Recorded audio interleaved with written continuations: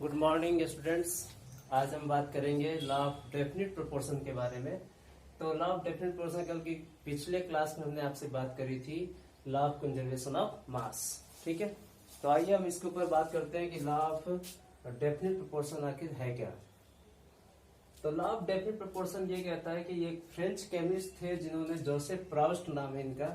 इन्होंने स्टेट्स किया कि given compound always contain exactly the same proportion of element by wait. Means अगर कोई भी एलिमेंट अगर कंबाइन करेगा तो उसकी प्रोपोर्शन क्या होना चाहिए, फिक्स होना चाहिए। जैसे अगर हम आपसे एग्जांपल की बात करेंगे, एग्जांपल मेरे पास अगर मान लीजिए H2 है और O2 है, ये दोनों ही किस प्रोपोर्शन में कंबाइन करेंगे। अगर मान लीजिए मेरे पास H2O बना रहा है तो H2O बनाने का मतलब इसका 2 प्रोपोर्शन होगा और इसका 1 प्रोपोर्शन होगा सिर्फ। ठीक है, मतलब हाइड्रोजन के 2 एटम ऑक्सीजन के 1 एटम ही कंबाइन करेंगे तो वाटर बनेगा, और 2 एटम अगर कंबाइन कर जाए तो क्या बनेगा, हाइड्रोजन पेरोक्साइड, तो वो अलग हो जाएगा। मैं यहाँ बात कर पा रहा हूँ H2O मीन्स 2:1 की रेशियो होगा, और जब ये 2:1 की रेशियो होगा तभी ये क्या होगा, वाटर बनेगा। देखिए H2O बनने का मतलब हाइड्रोजन के 2 एटम ऑक्सीजन के 1 एटम, तो 2 atoms of hydrogen and 1 atom of oxygen combines to form the water. तो जब भी मेरे पास ये ऐसा रिएक्शन रहेगा जहां पे हम बात कर सकते हैं। एक और मैं आपसे बात करता हूं C+O2, तो कार्बन का सिर्फ एक ही एटम होगा, ऑक्सीजन के 2 एटम कंबाइन करेगा तो क्या बनेगा, CO2। तो CO2 बनने का मतलब ये हुआ कि इसकी रेशियो क्या होगी, 1:2 की रेशियो। तो सबकी सिंपलेस्ट फॉर्म में very small simplest form of ratio are formed. बात है सब में, ये मेरे पास 2:1 और ये मेरे पास 1:2 का रेशियो। तो डेफिनेट प्रोपोर्शन की बातें कही। अगर मैं यहाँ पे ये बोलूं कि 1:3 हो गया, 1:4 हो गया, नहीं, 1:3 अगर होता है मेरे पास तो क्या होगा, 1:2 होगा तो CO2 होगा, 1:3 होगा तो CO3 हो जाएगा। तो अगर मैं ये बोलूं आपसे, ये मेरे पास रेशियो हुआ करता है। एक और मैं आपसे बात करता हूं NH3 का दिखाता हूं मैं। चलिए ये मैं आपको यहां दिखा रहा हूं N2+H2, ये जब कंबाइन करेगा तो क्या बनेगा, NH3।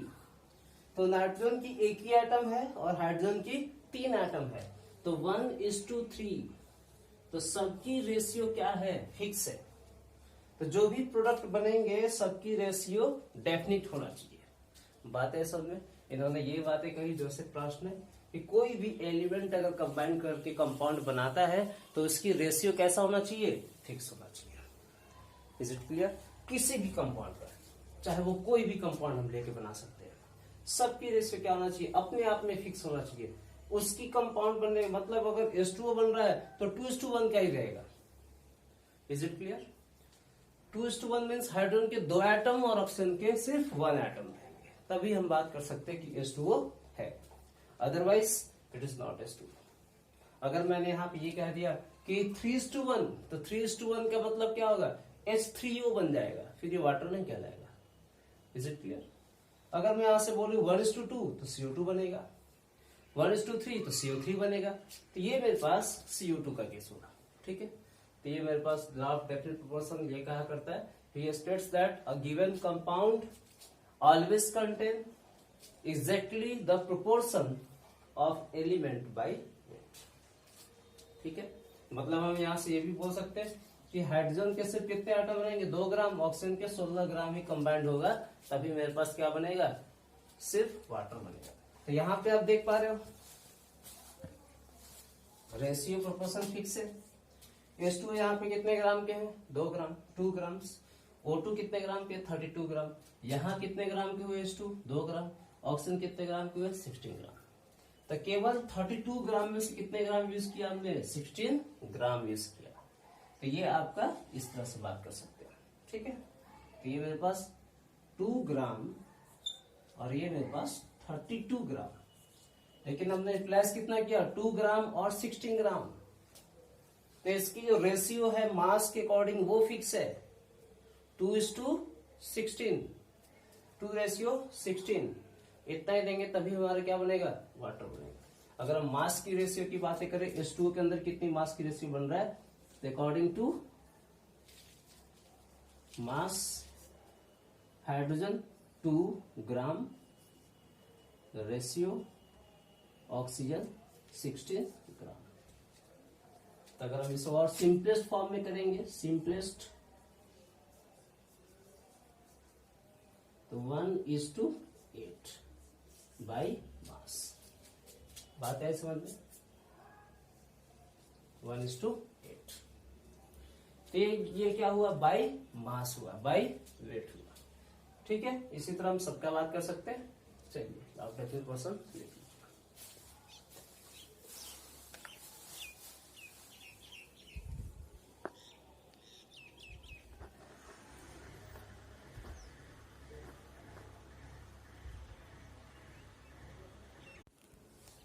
चलिए अब बात करते हैं लॉ ऑफ मल्टीपल प्रोपोर्शन की। डाल्टन इन 1803 इन्होंने कहा अकॉर्डिंग टू दिस लॉ, इस लॉ के अनुसार क्या होने वाला है, if 2 elements can combine to form more than one compound, more than one compound, 2 elements combine more than one compound, the mass of one element that combine with a fixed mass of other element। दूसरे element कैसा होना चाहिए, fix होना चाहिए। ठीक है, other element are in the ratio of small whole number. बात है क्लियर। देखिए जैसे मान लीजिए मेरे पास H2 प्लस O2 है, तो क्या बना रहा है, H2 बना रहा है। तो यहाँ पे मैंने कहा हाइड्रोजन कितने ग्राम के होंगे, 2 ग्राम। तो ऑक्सीजन कितने ग्राम के होंगे, अगर मैं इसे बैलेंस करूंगा तो भी बातें कर सकते हैं, बिना बैलेंस के बात कर सकते हैं, क्योंकि हमें सिंपलेस्ट होल नंबर निकालना है। O2 कितने ग्राम का होगा, अगर H2 बनाना है तो O2 कितना ग्राम देंगे हम, 16 ग्राम। ठीक है, केवल 16 ग्राम देंगे हम, तभी क्या बनेगा मेरे पास, 18 ग्राम वाटर बनेगा। मैं यहां बात कर रहा हूं, H2 कितना होगा, तो 2 ग्राम, दूसरा ये कितना होगा, 32 ग्राम। तो ये क्या बन जाएगा, H2O2 बन जाएगा। ठीक है, तो H2O2, क्योंकि अब ये 32 प्लस 2 कितना हुआ, 34 ग्राम। ये मेरे पास ऐसा होगा। तो एक एलिमेंट ये कैसा है, ये फिक्स है, लेकिन दूसरा कैसा है, दूसरा वेरी कर रहा है। देखिए ऑक्सीजन वेरी कर रहे हैं, हाइड्रोजन फिक्स है। हाइड्रोजन हमेशा कितना है, 2 ग्राम है, लेकिन ऑक्सीजन कितना है, वेरी करेगा। तो 16:32। तो ये हमेशा कैसा रहेगा, मल्टीपल फॉर्म में रहेगा। मैं यहाँ पे आगे लिख रहा हूँ, पहले आप इसे लिख लीजिए। जब 2 एलिमेंट कंबाइन करेंगे और मोर देन वन कंपाउंड्स की फॉर्मेशन करेंगे, तो मास of one element that combine with the fixed mass of other element are in the ratio of simplest whole number।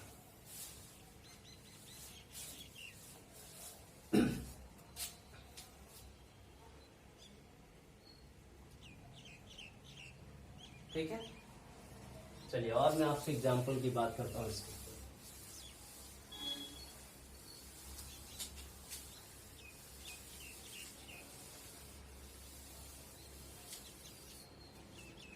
तो हाइड्रोजन तो फिक्स है, ऑक्सीजन की रेशियो कितनी है, तो ऑक्सीजन की रेशियो पहले में कितना है, 16 ग्राम, दूसरे में कितना है, 32 ग्राम। मीन्स कितना हो गया, 1:2 का रेशियो। इसको क्या बोलोगे आप, मल्टीपल प्रोपोर्शन।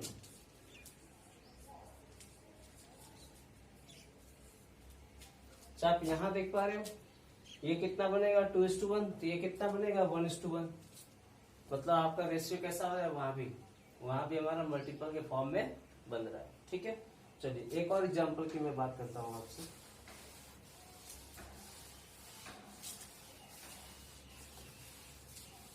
चलिए लिख लीजिए इसे। हो गया, आगे मैं इसके ऊपर और बातें कर रहा हूँ। एक और एग्जांपल मैं लेके चलता हूँ। जैसे मान लीजिए मेरे पास है N2 प्लस S2, एक और हमने यहां बना दिया N2 प्लस S2। सपोज ये आपका हो सकता है NH2 बना दे, ये हो सकता है आपके पास NH3 बना दे, ठीक है।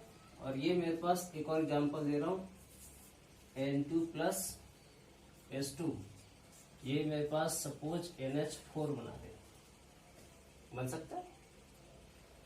नाइट्रोजन कितने ग्राम होंगे यहाँ पे 28 ग्राम, यहाँ कितने ग्राम होंगे 28 ग्राम, यहाँ कितने ग्राम होंगे 28 ग्राम। अब इसे हम अगर बैलेंस करेंगे तो कितना हाइड्रोजन चाहिए इसको 2, तो यहाँ से कितना लिया 2, मतलब कितने ग्राम के ये हो जाएगा सिर्फ 2 ग्राम। यहाँ कितने 3, अब इसे हम बैलेंस करना चाहेंगे, ठीक है। यहाँ तो बैलेंस है, अभी हम इसको और बैलेंस कर सकते हैं। ये मेरे पास यहाँ से देख पा रहे हैं बैलेंस करके N2, यहाँ 2 नाइट्रोजन, तो यहाँ कितना नाइट्रोजन होना चाहिए 2, बैलेंस हो जाएगा। 2 2 जा 4, तो यहाँ कितना होना चाहिए 2। अब 4, यहाँ पे कितने ग्राम होना चाहिए 4 ग्राम हाइड्रोजन। फिर इसे बैलेंस करेंगे, यहाँ कितना लगाएंगे हम 2, तो यहाँ कितना लगाएंगे हम 3, कितने ग्राम हो गए 6 ग्राम। यहाँ कितना 4, 2 multiply balance to the nitrogen item, 2 4 जा 8, 8 मीन्स हेयर 4, कितने ग्राम हो गए 8 ग्राम। ये क्या आप देख पा रहे हो कि एक एलिमेंट ऐसा है जो वेरिएबल है और एक एलिमेंट ऐसा है जो फिक्स्ड मास है, फिक्स्ड मास। तो नाइट्रोजन की मास से फिक्स रहेंगी हमेशा और एक की रेशियो क्या रहेंगी बढ़ेंगी, ठीक है। तो इसको हम देख पा रहे हैं कि 4 ग्राम या 6 ग्राम ये 8 ग्राम, तो एक क्या हो रहा है वेरी कर रहा है। इसे आप चेक कर सकते हो क्या ये मल्टीपल प्रोपोर्शन है। तो एक हमेशा फिक्स रहेगा और दूसरा वेरी करेगा, तभी आप क्या बोलोगे कि ये मल्टीपल फॉर्म में है, मल्टीपल प्रोपोर्शन है। तो ये जो एग्जाम्पल है ये क्या है, एग्जाम्पल ऑफ मल्टीपल प्रोपोर्शन,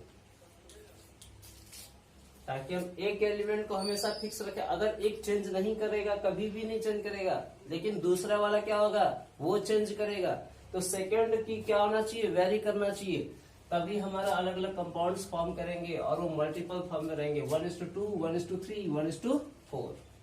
बातें समझ में। तो जब भी हम बात करेंगे यहां से तो 1:2 की रेशियो 1:3, 1:4, ये मेरे पास मल्टीपल फॉर्म में जा रहा है, ठीक है। हम यहाँ भी ग्राम की बात कर सकते हैं, 4 ग्राम 6 ग्राम और 8 ग्राम, तो मल्टीपल फॉर्म में जा रहा है, ठीक है।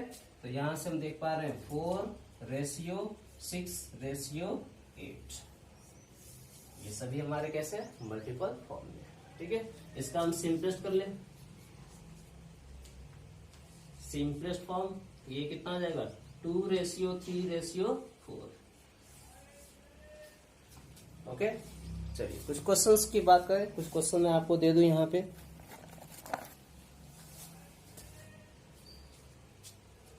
ये बिल्कुल आप ध्यान रखेंगे, वेरिएबल और एक कांस्टेंट रहेगा। हमेशा दो एलिमेंट यूज करेंगे, तो एक एलिमेंट हमारा फिक्स रहेगा, दूसरा एलिमेंट हमारा वेरी किया करेगा। बहुत ही सिंपल, ठीक है। मैं आपको बिल्कुल अभी बेसिक टर्म बता रहा हूं, फिर मैं आपको ले चलूंगा कंपटीशन के ऊपर, जहां पे सारी चीजें थोड़ी चेंज हो जाया करेंगी, ठीक है। लेकिन पहले हमें 10 से 11th में आया तो मुझे बेसिक चीजें जानना बहुत जरूरी है, ताकि मैं चीजों को बहुत अच्छी तरह से समझ सकूं।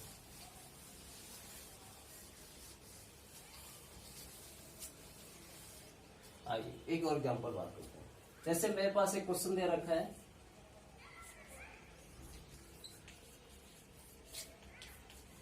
Identify the multiple proportion. बातें कर रहा है मल्टीपल प्रोपोर्शन आइडेंटिफाई के लिए। पहला ऑप्शन दे रखा है CO, CO2, CO3। Multiple proportion by making reactions.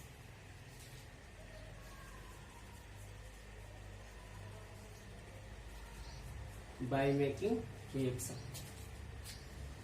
किसने दे रखा है, ठीक है। सेकंड दे रखा है NO, NO2, NO3। तीसरा दे रखा है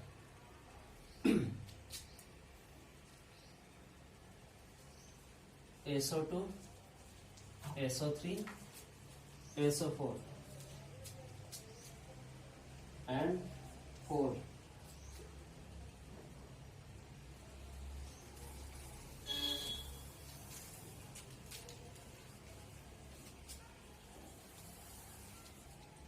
ठीक है, ये मेरे पास 4 ऑप्शन दे रखा है, इनमें से आइडेंटिफाई करना है मल्टीपल प्रोपोर्शन बाय मेकिंग, ठीक है।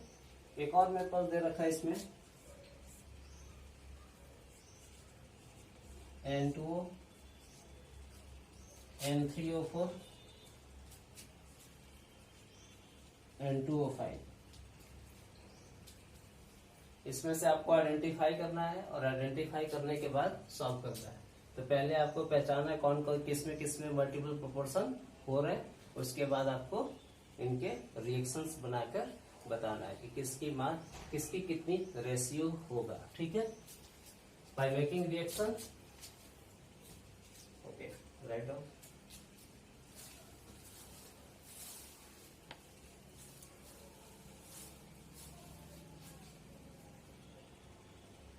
ठीक है, क्वेश्चन नंबर 2 पे आते हैं।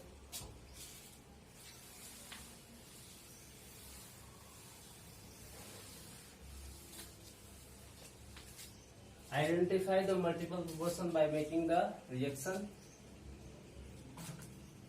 तो इसमें दे रखा था मेरे पास CO3, SO4, Cr2O7, MnO4। क्या है, मल्टीपल प्रोपोर्शन में थे,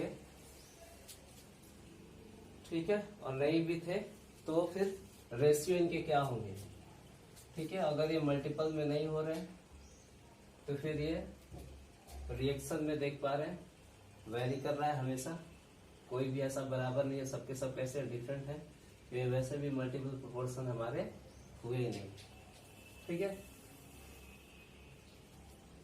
और इनमें से अगर हम बात करें तो कौन कौन सा मल्टीपल प्रोपोर्शन होगा, कौन कौन से एलिमेंट मल्टीपल प्रोपोर्शन है और कौन नहीं है, ठीक है, एक दूसरे के मल्टीपल फॉर्म। चलिए सॉल्व करते हैं।